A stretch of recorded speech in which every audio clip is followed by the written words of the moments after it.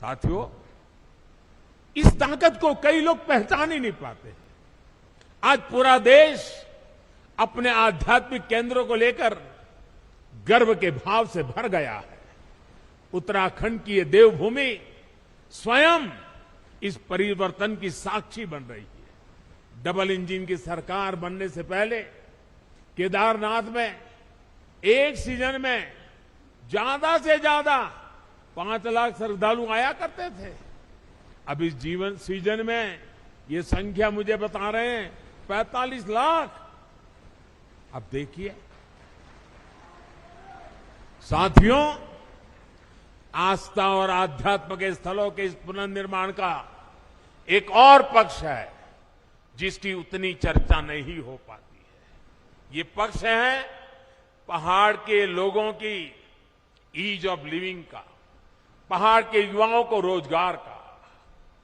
जब पहाड़ पर रेल, रोड और रोप पे पहुंचते हैं तो अपने साथ रोजगार लेकर के आते हैं। जब पहाड़ पर रेल और रोड और रोप पे पहुंचते हैं तो ये पहाड़ का जीवन भी जानदार, शानदार और अधिक आसान बना देते हैं। ये सुविधाएं पहाड़ पर टूरिज्म भी बढ़ाती हैं, ट्रांसपोर्टेशन भी आसान करती है। अब तो हमारी सरकार ड्रोन को भी पहाड़ों पर सामान के ट्रांसपोर्ट का प्रमुख साधन बनाने पर काम कर रही है, क्योंकि आजकल ड्रोन आते 20 किलो, 25 किलो, 50 किलो तक सामान उठा करके तेज गति से दूसरी जगह पे उतार देते हैं। हम उसको लाना चाहते हैं क्योंकि आपके यहां जो फल सब्जी पैदा होती है वो ताजा ताजा बड़े शहरों में पहुंचे ताकि आपको ज्यादा कमाई हो।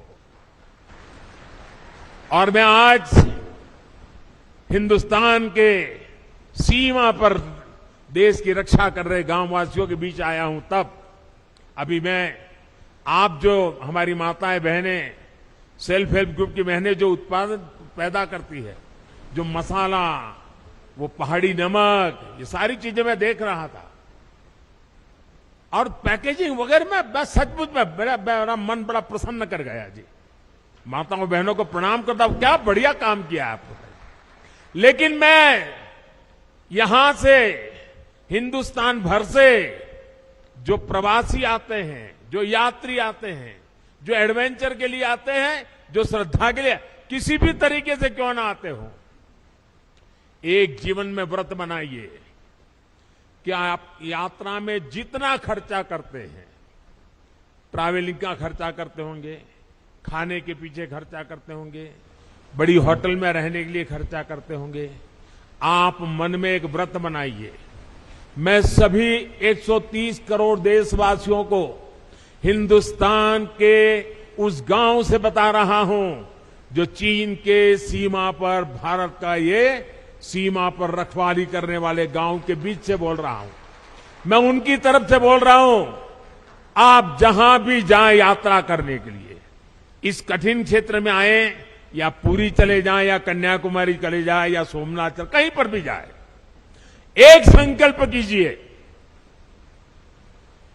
जैसे मैं वोकल फॉर लोकल की बात करता हूं ना, मैं आज एक और संकल्प के लिए प्रार्थना करता हूं और देशवासियों को प्रार्थना करना है तो मेरा हक बनता है जी।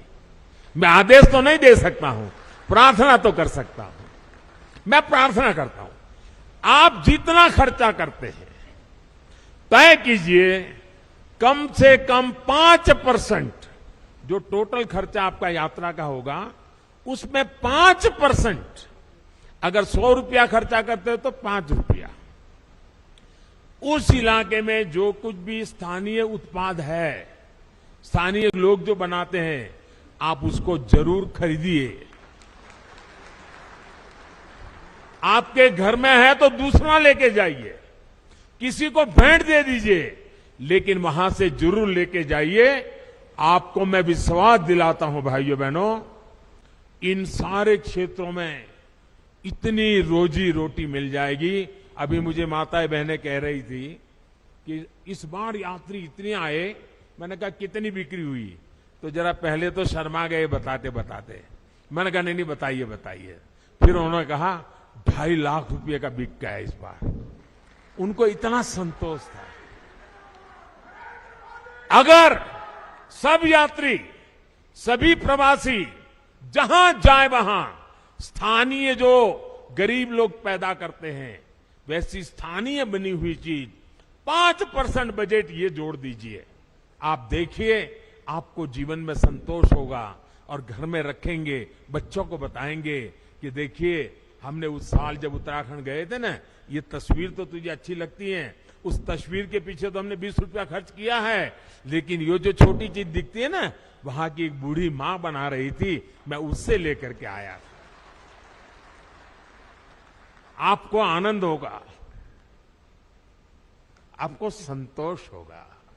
इसलिए मैं आज यहां से पूरे देश को प्रार्थना कर रहा हूं, मेरे प्यारे भाइयों बहनों, पहाड़ के लोगों की पहली पहचान यही होती है कि वो बहुत मेहनती होते हैं। उन्हें उनके साहस, उनकी जुझारू प्रवृत्ति के लिए जाना जाता है। वो प्रकृति के प्रति शिकायत नहीं करते हैं, संकटों के बीच जीना सीख लेते हैं जी।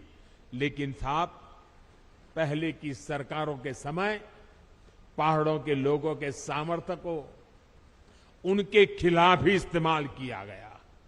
दशकों तक सरकारें ये सोचकर पहाड़ की उपेक्षा करती रही, वो मेहनतकश लोग हैं, पहाड़ जैसा उनका हौसला है, अरे उनकी तो ताकत इतनी है, उनको तो कुछ जरूरत नहीं, चल जाएगा।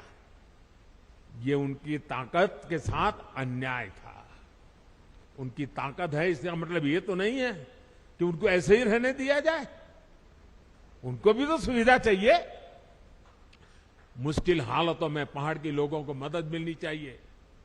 जब सुविधाएं पहुंचाने की बात हो, जब सरकारी योजनाओं का लाभ पहुंचाने की बात हो, तो पहाड़ के लोगों का नंबर सबसे बाद में आता था। इस सोच के साथ देश कैसे आगे बढ़ता? पहाड़ के लोगों के साथ हो रहे इस अन्याय को मुझे समाप्त करना ही था। इसलिए पहले जिस इलाकों को देश की सीमाओं का अंत मानकर नजरअंदाज किया जाता था, हमने वहां से समृद्धि का आरंभ मानकर काम शुरू किया है। पहले देश का आखिरी गांव जानकर जिसकी उपेक्षा की जाती थी, हमने वहां के लोगों को अपेक्षाओं पर फोकस पर करके काम करना शुरू किया है। पहले देश के विकास में जिनका योगदान को महत्व नहीं दिया जाया गया, हमने उन्हीं को साथ लेकर प्रगति के महान लक्ष्यों की ओर बढ़ने का संकल्प किया है। हमने पहाड़ की उन चुनौतियों का हल निकालने की कोशिश की है, जिससे जूझने में वहां के लोगों की बड़ी ऊर्जा व्यर्थ हो जाए, वो हमें मंजूर नहीं है। हमने हर गांव तक बिजली पहुंचाने का अभियान चलाया, जिसका बहुत बड़ा लाभ मेरे पहाड़ के भाई और बहनों को मिला।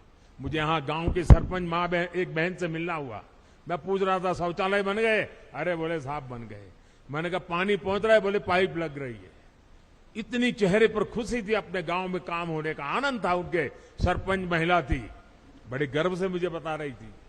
हमने हर घर जल का अभियान चलाया, जिसकी वजह से आज उत्तराखंड के 65% से ज्यादा घरों में पाइप से पानी पहुंच चुका है। हमने हर पंचायत को ऑप्टिकल फाइबर से जोड़ने का अभियान चलाया, जिसकी वजह से उत्तराखंड के कोने कोने में आज डिजिटल कनेक्टिविटी पहुंच रही। मैं आज देख रहा था, इनके वे भी ऑनलाइन पैसे ले रहे थे, डिजिटल।